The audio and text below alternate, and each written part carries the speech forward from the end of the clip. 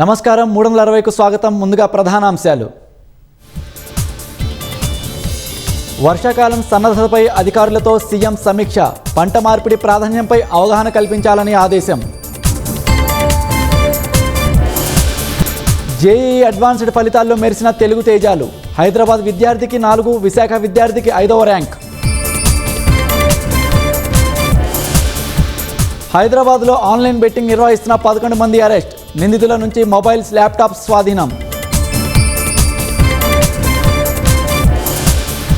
మరోసారి పెరిగిన వాణిజ్య సిలిండర్ ధర. తాజా పెంపుతో 3,113 రూపాయలకు చేరిక.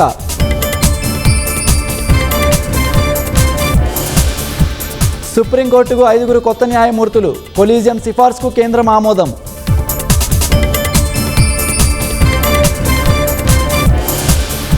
సిబిఎస్ఈ రీవాల్యుయేషన్ ఫీజుపై రాహుల్ ఆగ్రహం. విద్యను వ్యాపారంలా చూస్తే తప్పులు ఇంకా పెరుగుతాయని విమర్శ. పశ్చిమాసియాలో మళ్లీ కమ్ముకున్న యుద్ధ మేఘాలు. పరస్పరం దాడులకు దిగిన అమెరికా, ఇరాన్.